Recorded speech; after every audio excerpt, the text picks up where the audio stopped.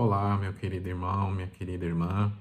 Seja bem-vindo a mais esta aula. Eu me chamo Demis e eu quero convidar você a caminharmos um pouco mais com Jesus, aprendendo hoje sobre um tema imprescindível para nós como cristãos, que é ser nova criatura.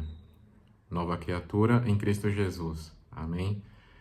Certa vez, Jesus estava conversando com um mestre de Israel chamado Nicodemos, e Jesus declarou essas palavras, que ninguém pode ver o reino de Deus a não ser que nasça de novo. E Nicodemos, ouvindo aquelas palavras, ele teve um entendimento errado sobre o significado dessas palavras de Jesus. Nicodemos perguntou a Jesus: como isso é possível? Ou seja, como é possível nascer de novo sendo eu já velho? Ele não entendeu realmente o que Jesus estava querendo lhe ensinar. E é justamente sobre isso que nós iremos aprender hoje, trazer uma reflexão sobre ser nova criatura em Cristo Jesus. O que significa esse novo nascimento? Primeiro de tudo, isso obrigatoriamente, se assim posso dizer, deve acontecer. Quando nós nos tornamos cristãos, quando nós reconhecemos o senhorio de Jesus sobre nossas vidas, entendemos quem Ele é e o que Ele fez para nos redimir dos nossos pecados, nós recebemos o Espírito Santo, o outro Consolador, como Jesus disse em uma oportunidade. O Espírito Santo passa a morar em nós, mas Ele não ocupa um lugar em nós, mais precisamente em nossos corações, a esmo, à toa. Ele não fica inerte, ele faz uma grande mudança. Que tipo de mudança é essa? Mudança em relação à nossa vida até então, a forma como nós vivíamos antes de Jesus, antes de nos convertermos.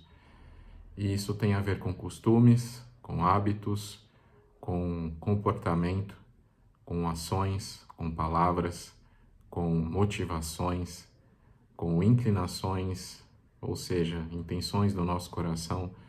Tudo isso tem a ver com quem nós somos, com a vida que nós estamos acostumados a viver, a forma como nós vivemos os nossos dias.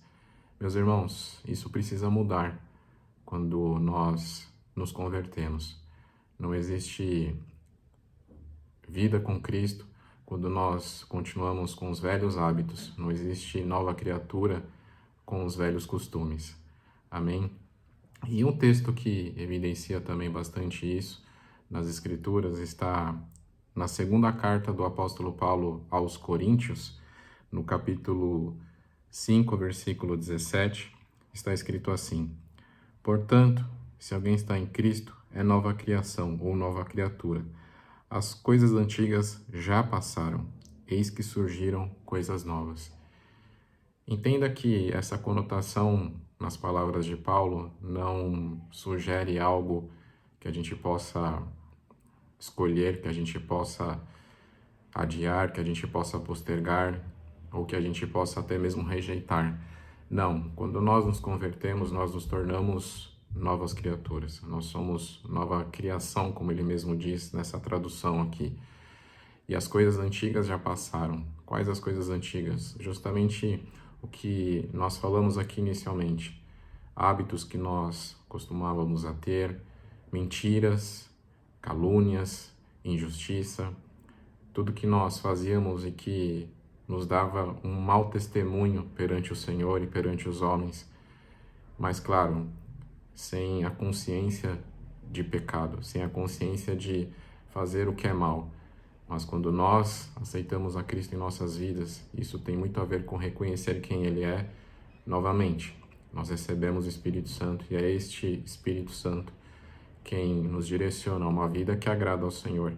E assim nós nos tornamos novas criaturas. Assim, as coisas novas que Deus tem para nós começam a acontecer nas nossas vidas. Isso também tem a ver com o nosso comportamento, com o nosso feitio, com a nossa personalidade. Isso precisa ser visível, notável, não a nós mesmos somente, mas a todos à nossa volta e principalmente perante o Senhor. Amém? Na carta de Paulo aos Colossenses, no capítulo 3, versículos 9 e 10, tem algo aqui que eu gostaria de trazer também pela reflexão com vocês, que eu acho muito interessante quando nós falamos também de ser nova criatura. Está escrito assim: não mentais uns aos outros, visto que vocês já se despiram do velho homem com suas práticas e se revestiram do novo, o qual está sendo renovado em conhecimento, à imagem do seu Criador. Também é uma carta escrita pelo apóstolo Paulo, agora à igreja de Colossos, aos Colossenses, e aqui ele começa dando um exemplo justamente do costume do velho homem, da nossa natureza pecaminosa, ou seja, quando o Espírito Santo ainda não está atuando sobre as nossas vidas. A mentira. Paulo está exortando os irmãos de Colossos a não mentir uns para os outros, porque isso, obviamente, é contra o caráter de um cristão, né? Independente do tipo de mentira que a gente esteja eventualmente habituado a dizer, a proferir muitas vezes, mas a mentira não condiz com a pessoa de Cristo, com Deus, tampouco com o Espírito Santo, e é por isso que nós somos exortados a abandonar a mentira. Mas algo aqui interessante também que eu quero chamar a atenção de você, meu irmão e minha irmã. Talvez você esteja se perguntando, mas como acontece esse processo de nos tornarmos novas criaturas, que tem muito a ver com a nossa conversão? Será que é de forma instantânea? Será que é de forma imediata? Não.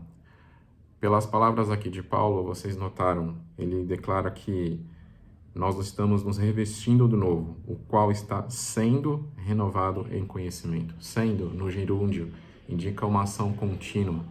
Isso é muito importante você entender na sua caminhada com Cristo. A conversão é um processo.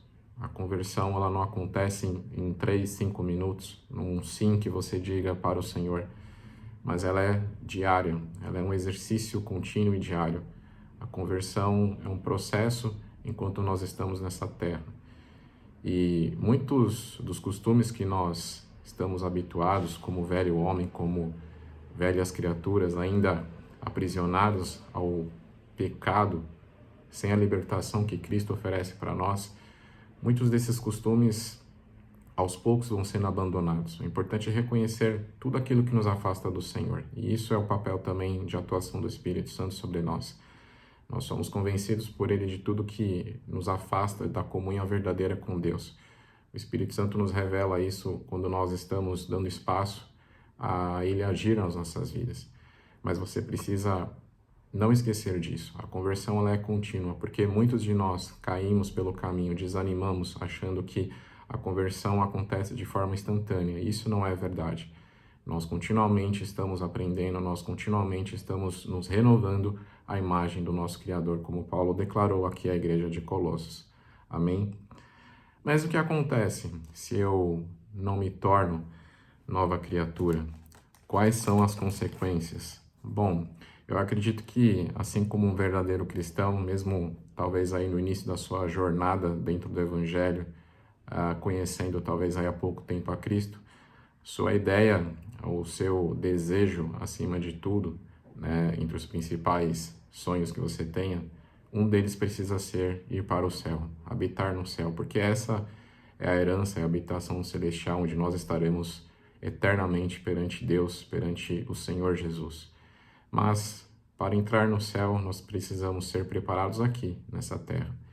E em Apocalipse, numa revelação aí de Jesus ao seu discípulo amado João, Jesus declarou muitas palavras sobre a habitação celestial, sobre a Nova Jerusalém. Uma das coisas que ele disse foi: mas os covardes, os incrédulos, os depravados, os assassinos, os que cometem imoralidade sexual, os que praticam feitiçaria, os idólatras e todos os mentirosos, o lugar deles será no lago de fogo que arde com enxofre.